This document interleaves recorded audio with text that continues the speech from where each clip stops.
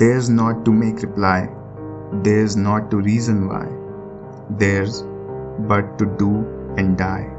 Into the valley of death, road to 600. ये लाइनें Alfred Lloyd Tennyson की हैं।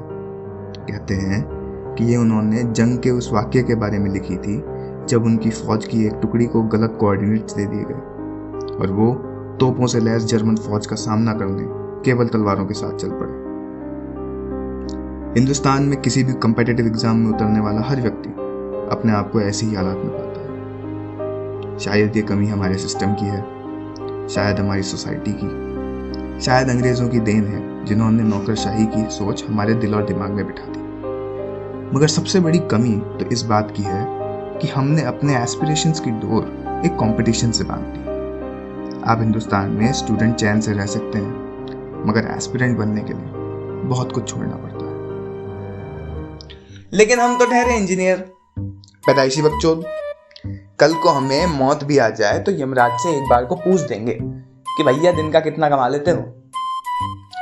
अपने आंखों से बर्बाद होती अपनी जिंदगी को देखकर भी जो मुस्कुरा दे और 6 डिजिट की रैंक पर भी बेझिझक पहली काउंसलिंग में IIT CSE भरने वाली बेशर्मों की जमात को हिंदुस्तान में इंजीनियर का दर्जा दिया जाता है और हमें ऐसी लाज शर्म बेचकर हंसना जेई की तैयारी सिखाती है। अब आज के एपिसोड का आपको सीन समझाते हैं। सीन कुछ इस प्रकार है कि ये है सन 2017 बिफोर कोरोना और जेई निकाला हुआ काउंसलिंग में बैठा हुआ एक ताज़ा तरीन इंजीनियरिंग एस्पिरेंट अपने मोहल्ले के बाहर बैठा है और अचानक 10वीं से निकला हुआ एक अबोध बालक उससे पूछ देता है कि भैया जेई की तैयारी कैसे होती है। अब आगे आप जो सुनेंगे वो है उसकी मुंह जुबानी।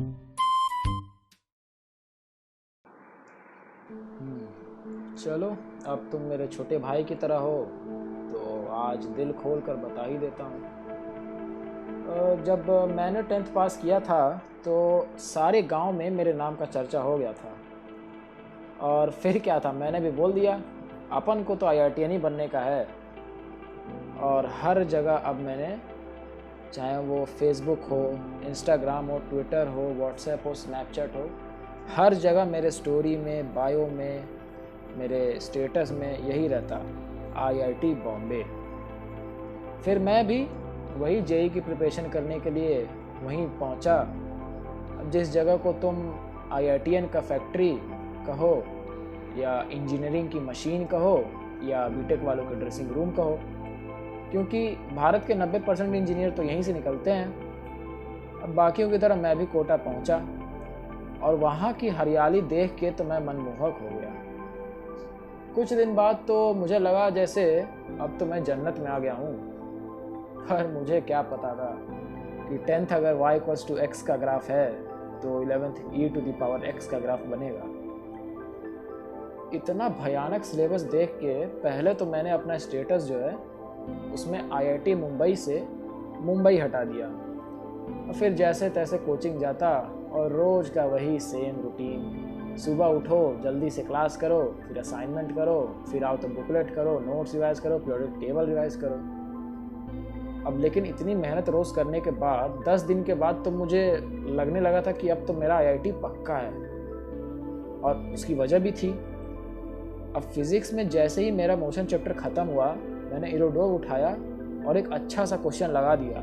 हाँ, वो अलग बात है कि एक ही क्वेश्चन लगा मुझसे, लेकिन मेरा कॉन्फिडेंस जो है वो एकदम हाई था। अब पहले टेस्ट में मेरा बैच भी इम्प्रूव हुआ था।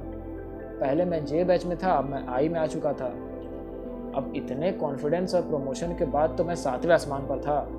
मुझे तो लग रहा था कि मुझसे ज़्यादा कोई पढ़ता भी होगा क्या कोटा में। लेकिन फिर वही 1 महीने बाद मुझे लगा कि यार क्या बोरिंग लाइफ है, रोज़ एक ही काम करो, कोई इन्जॉयमेंट नहीं, रोज़ घिसाओ, कोई फ़र्क नहीं पड़ता। अब वैसे भी अब तो पेपर 2 साल बाद आएगा। हाँ, फिर मैंने अपना सर्कल बनाना स्टार्ट किया। शुरू में तो मैं रूम पार्टनर से भी नहीं बोलता था। क्यों? क्योंकि डिस्ट्रैक्शन होगा ना। अब कुछ समय बाद मेरे 2-4 दोस्त बन गए और हर दम हम आपस में यही डिस्कस करते थे कि यार हमारा क्या होगा, निकलेगा कि नहीं निकलेगा। और जब भी पढ़ाई की बात आती थी तो यही डिस्कशन होता था, यार A+ के बच्चे तो टीचर से भी ज़्यादा जानते होंगे, उनका तो पक्का है IIT, हमारा क्या होगा। तुम्हारे ग्रुप में भी कुछ बच्चे होते होंगे जो एक्सेप्शनल तेज रहते हैं, तो वैसा ही था हमारा भी हाल। लेकिन फिर हम चारों में से एक आशावादी जरूर होता था जो निकल के बोलता कि भाई अरे यार क्यों नहीं होगा अपना, हमारा भी होगा, हम भी तो उतनी मेहनत कर रहे हैं जितने बाकी सब बच्चे मेहनत कर रहे हैं, और वैसे भी 10,000 में से तो एक ही सीट ना चाहिए हमको। तो भाई बात तो उसकी सही है। ऐसे ही धीरे धीरे करके दिन बीतते गए और अब सिलेबस ने भी अपनी रफ्तार पकड़ी और केमिस्ट्री, फिजिक्स और मैथ्स में ऐसे योद्धाओं का सामना करने का मौका मिला जो 11th में हमारे सबसे बड़े दुश्मन बने, और उनका नाम था इक्विलिब्रियम, रोटेशन, ट्रिग्नोमेट्री।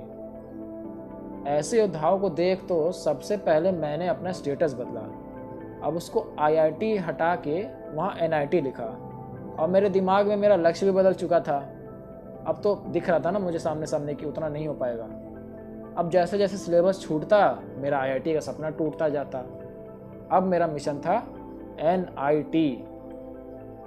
और इसी बीच 11th के कुछ पार्ट छोड़कर सर ने पहला कदम अब 12th में रखा, और हम सब भी तो अब 12th में आ ही चुके थे।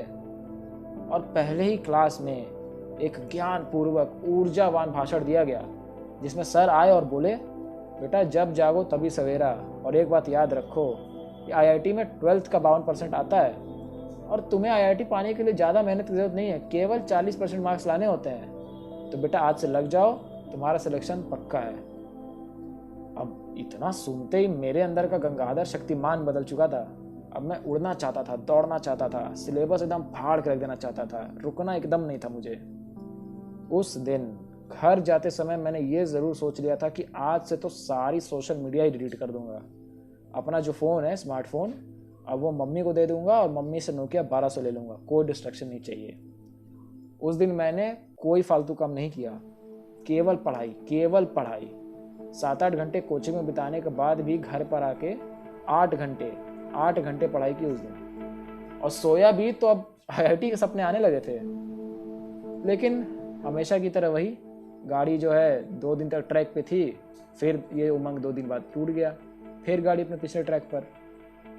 अब मेरे जो कुछ दोस्त थे जो पहले 12th के स्टार्टिंग में शांत और शरीफ थे, अब वो भी जो है कमीने बन चुके थे। उन्होंने क्या किया, एक बार हमारे रूम में जितने मतलब चारों दीवारों पे जितने अश्लील चलचित्र के अदाकारों के नाम जानते थे उसके सभी नाम वहाँ पे लिख दिए, और जो पंखा था रूम में वहाँ पे एक हार्ट बनाया उस पंखे पे, और एक उस पर तीर चलाया। उस तीर के एक साइड मेरा नाम लिखा और उस तीर के दूसरे साइड उन कलाकारों का नाम और मेरी इच्छा क्या उनके प्रति, ये सारी चीज़ें जो है वहाँ लिख दी। और हाँ भाई ये भी ध्यान दो कि सारी चीज़ें जो हैं ये सारे करामात परमानेंट मार्कर से किया गया था।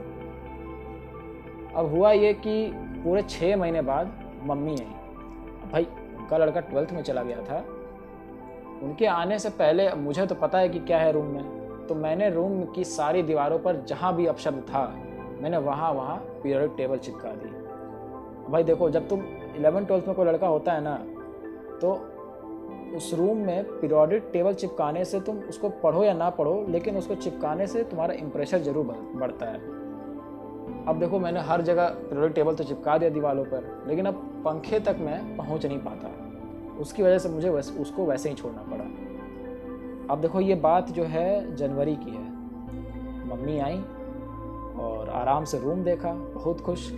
हर दीवारों पे पेपर, नोट्स, इंस्पिरेशनल बातें, पीरियोडिक टेबल, यही सब दिख रहे थे। लेकिन बार बार मम्मी यही पूछ रही थी कि बेटा ये ठंडी के टाइम में पंखा क्यों चल रहा है, बंद करो इसको। तो अब मुझे तो पता है, मैंने बोला मम्मी बिना पंखा पढ़ाई नहीं होती ना, पढ़ते पढ़ते पसीना आ जाता है, और आपको तो पता ही है कि भाई यहाँ कोटा में कितना प्रेशर है, कितना कंपटीशन है, इसीलिए पंखा चला रहा हूँ। पंखा नहीं चलाऊंगा तो कैसे काम चलेगा। इतना बोलकर अभी एक टेंशन कम हुई ही थी कि अब अचानक मम्मी की नज़र इतने सारे पीरियोडिक टेबल में पड़ी। तो उन्होंने पूछा कि बेटा एक बात बताओ, ये रूम तो तुम्हारा अकेले का है, तो यहाँ 3-3 पीरियोडिक टेबल क्यों चिपका रखे हैं। भाई मैं तो था शक्तिमान, मैंने तुरंत बोला मम्मी एक ऑर्गेनिक का है, एक इनऑर्गेनिक का है और एक फिजिकल का है।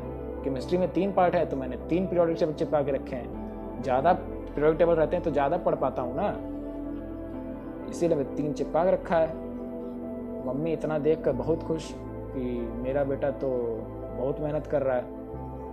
कसम से बता रहा हूँ भाई, वो 2 घंटे जो मम्मी रूम में आई थी ना, ऐसा लग रहा था फ्रीज में बैठा कर कोई इंटरव्यू ले रहा हो।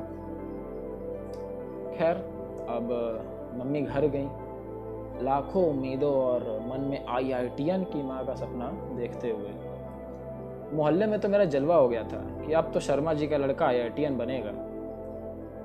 अब इधर जो है 12th का एडवांस के लेवल शुरू हो गया था, और अब तो लग रहा था कि सिलेबस जो है वो लाइट की स्पीड से चल रहा है, क्योंकि शायद अब आधी बातें तो समझ में भी नहीं आ रही थी। अब बोर्ड आने में केवल 3 महीने थे और जेई में 4 महीने। दोनों ही मुझे, जेई और बोर्ड दोनों ही मुझे घर जाकर देना था। अब घर जाने के लिए तो मुझे कोटा से वापस जाना पड़ता, लेकिन मुझे यहाँ से जाने का मन बिल्कुल नहीं था। यहाँ की गालियों में जो शामें गुजरी थी वो मैं खोना नहीं चाहता था। पहली बार कुछ खोने का दुख और आंखों में आंसू दोनों थे। किसी ने सही कहा है, आप कोटा छोड़ दोगे पर कोटा आपको लाइफ टाइम याद रखेगा। फिर अब मैं घर आया। अब घर पर आकर माहौल देखा तो मार्केट में तो बस शर्मा जी के लड़के की ही चर्चा थी, ये तो IITian बन जाएगा। और तुमने KGF देखी है ना, तो मुझे आस पड़ोस के लोग तो इस नज़र से देखते थे कि अब मैं उन्हें KGF में से निकालने ही वाला हूँ, लेकिन मेरी तो अंदर से फट के फ्लावर हो गई थी। एडवांस का ए भी नहीं पता और एग्ज़ाम कैसे क्रैक करूँगा उसकी टेंशन अलग। खैर, एग्ज़ाम का दिन भी आया। पेपर देने जाने वाला ही था कि मेरी मम्मी आई और बोली, बेटा चिंता मत करो, 3 पीरियड टेबल पढ़ा है, इतना स्ट्रगल किया है, घबराओ मत, सब ठीक ही होगा। ये लो दही खाओ। बेटा दही याद रखना कि भारत में दही से दही बड़ा, रायता और इसके अलावा जतरा भी बनता है। फिर मैंने वही एग्ज़ाम दिया। अब मुझे तो अंदर से पता था कि क्या होने वाला है। मुझे रिज़ल्ट साफ साफ दिख रहा था कि मैं तो कहीं बीच में ही अटक गया हूँ। ना बहुत ज़्यादा टॉप ही कर पाऊँगा और फेल तो नहीं होने वाला। फिर क्या था, जोसा की काउंसलिंग में first round, second round, third round ऐसे करते करते सेकंड राउंड, 7th राउंड तक बैठा और 7th राउंड में मुझे NIT पटना में मैकेनिकल मिल गया। ना बहुत ही अच्छा और ना बहुत ही खराब, a fine act of moderation. और शायद एस्पिरेशन से मॉडरेशन की इसी कहानी को इंजीनियरिंग कहते हैं। लेकिन इंजीनियर बनने में अभी बहुत सी कहानियां बाकी हैं, और अगली कहानी अगले एपिसोड में। तब तक के लिए stay home, stay safe and thanks for watching.